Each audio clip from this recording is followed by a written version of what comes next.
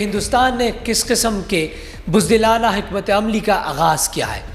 سب سے پہلے تو اس حملے کے بعد یہ ثابت ہوتا ہے کہ پہلگام میں ٹیررسٹ حملہ کرنے والوں میں اور بھارتی حکومت نریندر مودی اور ان کی سیکیورٹی فورسز کے درمیان کوئی فرق نہیں ہے۔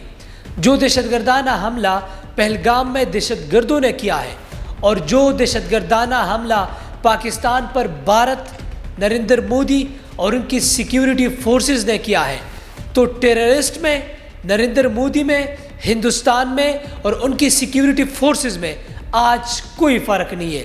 کیونکہ اگر ہندوستان کے پہلگام میں دہشت گردوں نے وہاں پہ معصوم لوگوں کو جاں بحق کیا تھا، ہلاک کیا تھا، تو اسی طریقے سے نریندر مودی نے، بھارت نے اور ان کی سیکیورٹی فورسز نے آج پاکستان میں معصوم لوگوں کو نشانہ بنایا ہے، معصوم لوگوں کو شہید کیا ہے، معصوم لوگوں کو زخمی کیا ہے۔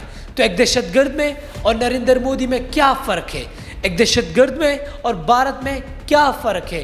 ایک دہشت گرد میں اور انڈین ایئر فورس اور ان کی سیکیورٹی ایجنسیز میں کیا فرق ہے؟ آج نریندر مودی دہشت گرد ہے، آج بھارت دہشت گرد ہے، آج بھارت کی سیکیورٹی ایجنسیز دہشت گرد ہے۔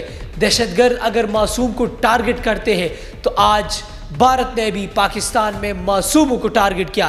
بھارت کے اندر اتنا ہمت ہے تو نہیں کہ ان کے پاکستان کے سیکیورٹی اداروں کو ٹارگٹ کر سکے، پاکستان کی سیکیورٹی پلیسز کو ٹارگٹ کر سکے اور پاکستان میں آنکھیں ڈال کر سامنے آ کر یہاں پہ حملہ کر سکے۔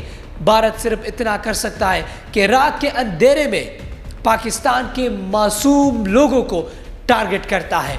تو دہشت گرد اصل میں بھارت ہے، ہندوستان ہے، نریندر مودی ہے، ان کی سیکیورٹی ایجنسیز ہے۔